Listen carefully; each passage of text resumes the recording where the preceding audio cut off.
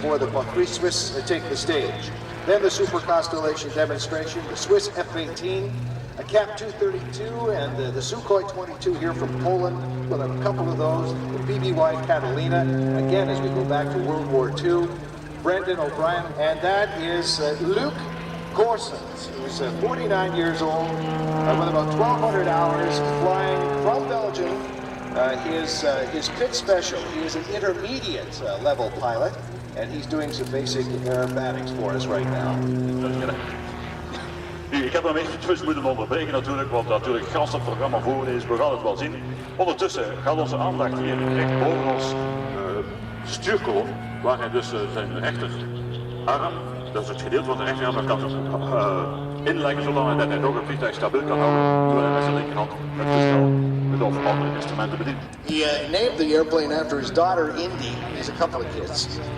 And his dad was a pilot too, looked after one of the local airports here in the country, and that's where the inspiration comes from to fly, as it often does, from father to son. And of course, this is a 260 horsepower Lightning engine here on the S-2C model of the Pit Special. 49 years of age, 1,200 hours of flying the pits.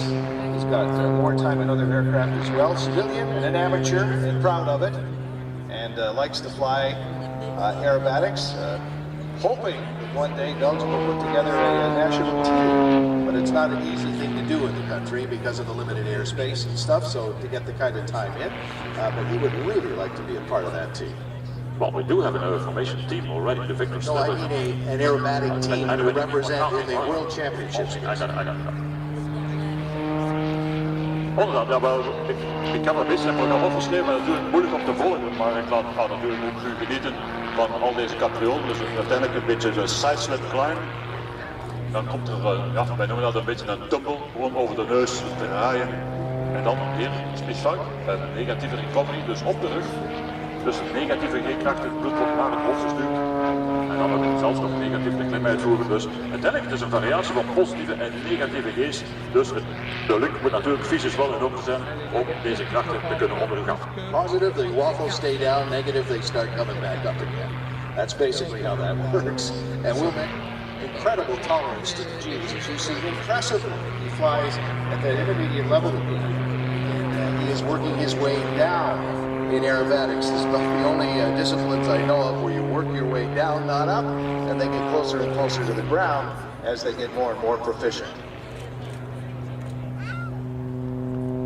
Ja, we hebben al het toestel uitgerust met hem. En stilaan gaat er dus het vliegtuig hoogte verliezen. Alhoewel er eigenlijk misschien weinig zichtbaar is op het ogenblik, maar in ieder geval hij zal geleidelijk aan toch iets lager komen naar het einde van de show toe. Luc Goossens.